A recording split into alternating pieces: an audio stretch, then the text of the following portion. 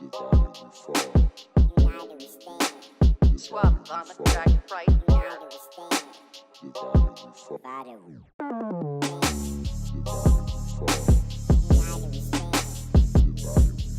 Your body will fall.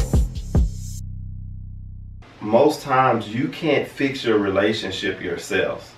It's going to take a third party to mediate your grievances with each other, because one person in the relationship has an issue that they feel like that's not being addressed, and so sometimes it takes a third party to help one or the other to get their point across, because sometimes you may have been saying the same thing, but just because a third party, a non-interested party, can say the same thing, it may help your spouse to hear exactly what you've been trying to say all this time. Right. So I think that's something that we got to keep in mind, is when you make the decision that you're going to work through, and you get help, you get counseling, you see a therapist or whatever the case may be.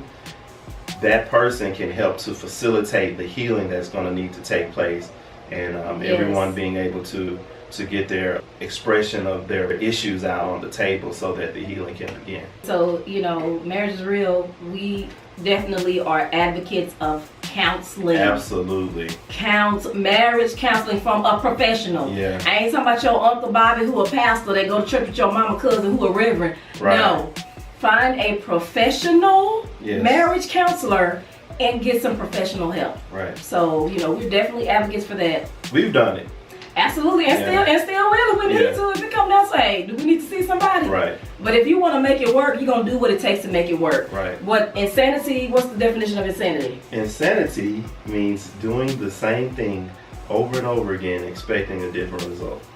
And it's the same thing in your marriage. If you continue to do the same thing over and over again, you have the same pattern. Right. You have a pattern, I have a pattern. If none of those patterns ever change, we never expand outside of ourselves and do things that make us uncomfortable, how do we expect for our marriage to get better?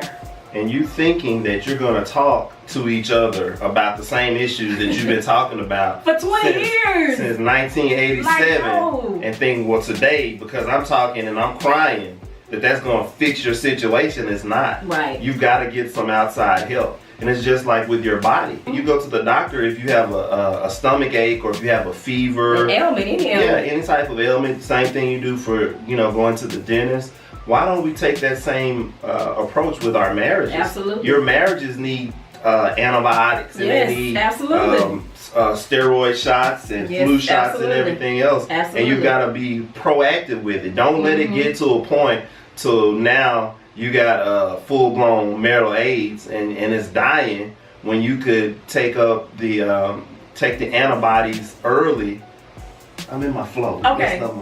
No. Don't be reactive. Be proactive. Yeah, don't wait absolutely. until it's bubbling up, and then now you have a big blowout, when you can start working on it, getting help, talking to a professional early on. Absolutely. Hit those issues early so that they don't become big later. That was good. Your body will fall. Swap on the track right here.